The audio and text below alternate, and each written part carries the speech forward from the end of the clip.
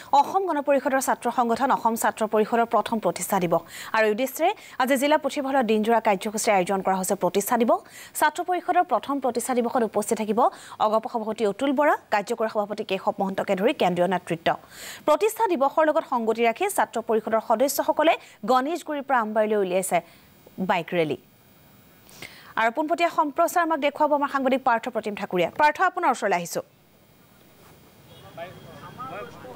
সংগঠিত অসম গণ পৰিষদ দলৰ ছাত্ৰ সংগঠন অসম ছাত্ৰ পৰিষদৰ আজি প্ৰথমটো বৰ্ষপূৰ্তি আৰু এই বৰ্ষপূৰ্তি উপলক্ষে অসম ছাত্ৰ পৰিষদৰ কেইবা শতাধিক ছাত্ৰ ইয়াত উপস্থিত হৈছে।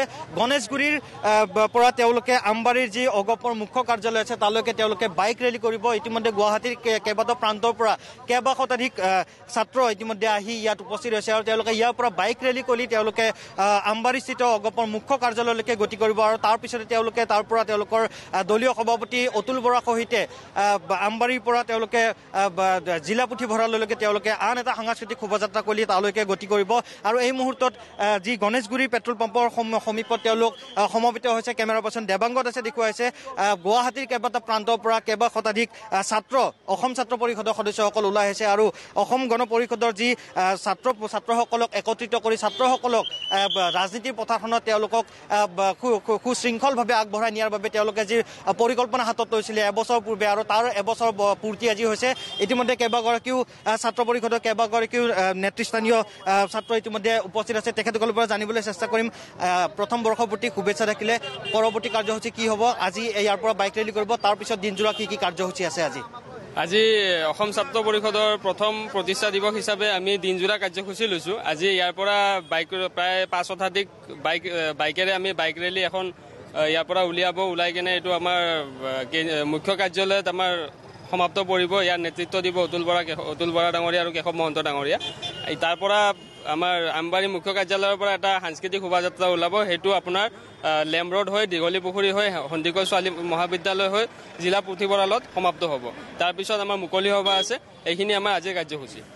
নিৰ্বাচন অহাৰ পূৰ্বে অগপদল শক্তিশালী কৰাৰ উদ্দেশ্যে ছাত্ৰ পৰিষদৰ সদস্যসকলক একত্ৰিত কৰা হৈছে। এনেদৰে তেওঁলোকক সমবেত কৰা হ'ব।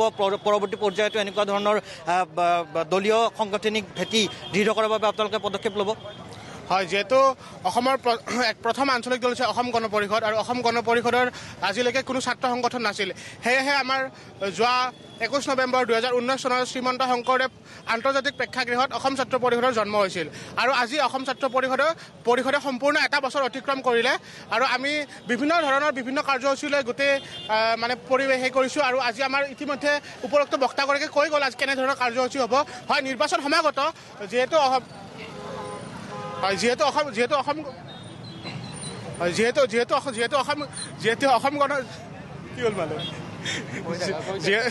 অসম গণ পৰিষদ অসমৰ প্ৰথম আঞ্চলিক দল আৰু অসম গণ পৰিষদ কোনো ছাত্ৰ সংগঠন নাছিলে আৰু সেয়ে অসম ছাত্ৰ পৰিষদে আঞ্চলিকতাবাদক ভিত্তি কৰি অসম ছাত্ৰ পৰিষদে জন্ম হৈছে আৰু প্ৰত্যেকজন ছাত্ৰ ছাত্ৰীৰ মনত যাতে আঞ্চলিকতাবাদে বিৰাজ কৰে সেয়েহে আমি অসম ছাত্ৰ পৰিষদে জন্ম হৈছোঁ।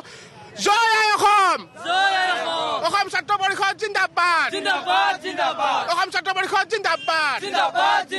জয় আই অসম! ধন্যবাদ। সংগমিতা দেখিবলৈ পাইছে আঞ্চলিকতাবাদৰ যি ৰোপণ কৰা হৈছিল, বীজ ৰোপণ কৰা হৈছিলে আজিৰ পৰা কেইবা দশক পূৰ্বে আৰু ইয়াৰ পৰিপ্ৰেক্ষিততে দেখিবলৈ পোৱা গৈছিলে প্ৰথমটো পাৰ্থ প্ৰতিম ঠাকুৰীয়া, আপোনাক ধন্যবাদ জনাইছোঁ।